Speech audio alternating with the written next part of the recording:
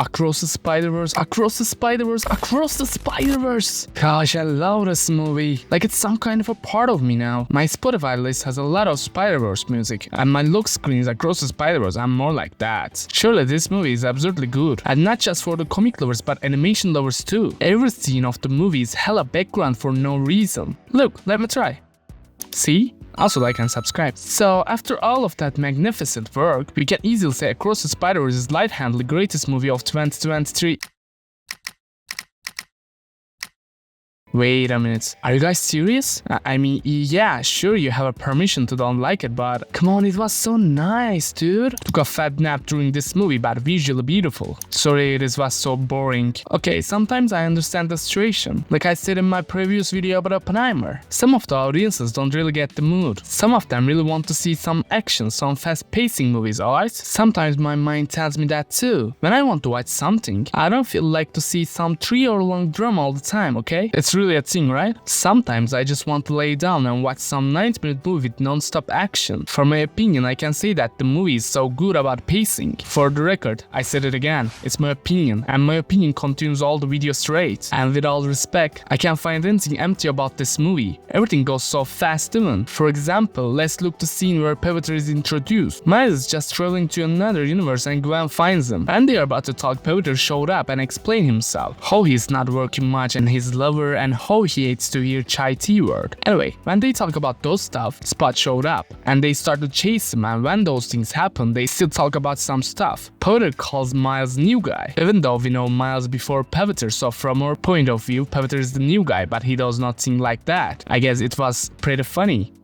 Anyway, they talk about Hobby and Pavitr finds out Miles and Gwen are actually into each other. When they talk, they finally reach Spot, but Spot already started the reactor and Hobby showed up and bang, and he breaks, and then Miles and Spot talk about his backstory and okay, it will be enough I guess. But as you guys can see, with the one action scene, we learned Pavitr's normal life, his lover, his city, and his friendship with Gwen. We learn Spot's backstory, we see Hobby, and all of those happen with good cinematography, nice colors, great animation, and of course, good choreography. So when people talk about how boring this movie, I don't understand because I didn't even blink at the whole movie. And if they have a problem with long shot movies, yeah, for animated movies, Spider-Verse is way too long. But when you get the ticket, you can see how long is this movie. So you have to know how long is this movie when you watch it. And if you find it too long for the beginning, maybe you consider watching in your house later. I want my movies to have a f***ing ending. Wasn't mentally prepared for it to have a 2 parts. Kind of angry. Okay, honestly, I agree about this one. But just about one thing. Yeah, this movie does not have a proper ending. Everything ends with a big cliffhanger. No storyline is reached to the end, and everything we learn in this movie has blanks until the other one is released. But it's not a surprise. This movie was supposedly titled Across the Spider-Verse Part 1. When the first teaser was released, it was the plan. But after that, they changed the movie's name and titled the sequel as Beyond the Spider-Verse. So yeah, maybe you guys could say, we don't supposed to follow the changes of the movie, or we don't need to know the movie maker's plan. But if you think like that, then you can't criticize this movie as a cliffhanger. I mean, when you watch Lord of the Rings, Fellowship of the Rings, you can see, oh, this movie ends with a cliffhanger.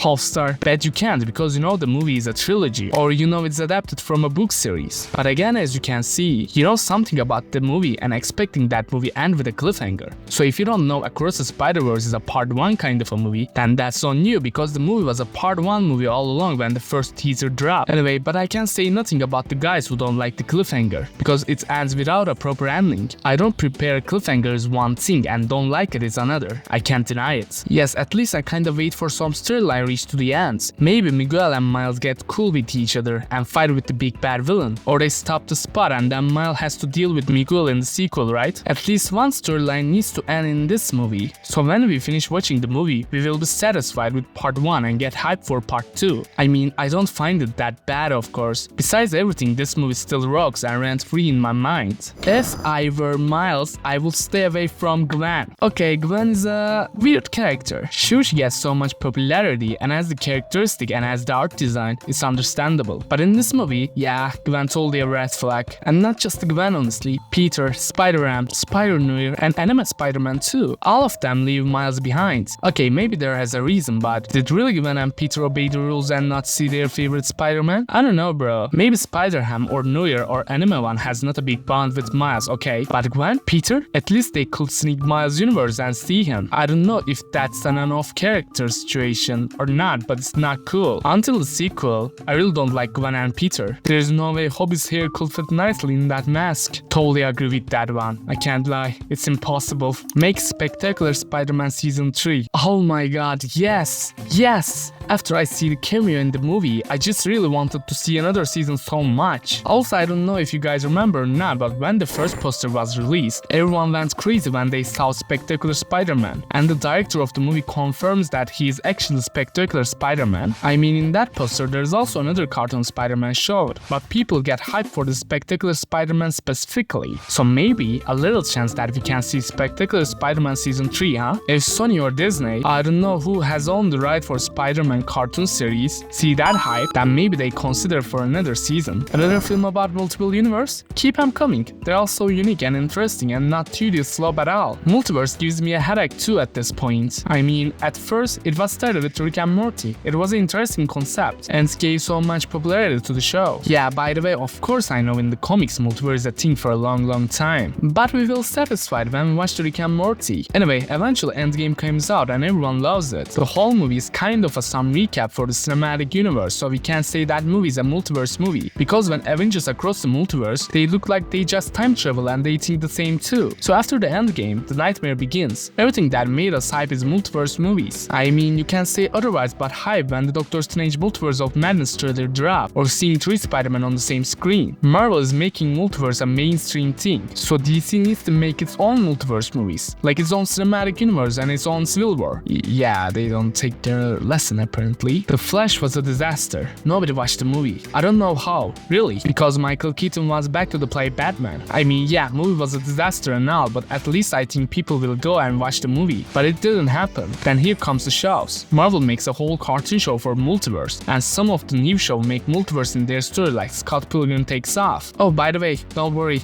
you guys still watched the Across the Spider-Verse video. All I try to say is, yeah, we're really bored with multiverse, but Spider-Verse series is all about multiverse. I mean, first one about some spider-person teleports to the same Earth where Spider-Man's dead. That movie got so much positive feedback, so of course they made a sequel. Also, in the end of the first movie, it ended with like it's going to continue, right? So when they make a sequel, they just can't throw out the multiverse because it's getting boring. It's kind of movie's theme, you know? And again, in my opinion, the multiverse in this movie is not that bad at all. Artistically, every universe has its own style for itself. It's not just in this universe, Spider-Man is an Indian. It has own kind of theme and art style. That's a unique choice for my opinion. Also, we all know and love Spider-Man with their traumas and all. So in this movie, their traumas and their lows have to happen or the universe will collapse and take my attention and make me curious how they solve the problem in the sequel. So shortly, this is the one of the greatest animation movie of all time. Before closing the video, let's read one more. Miguel, I want you so bad.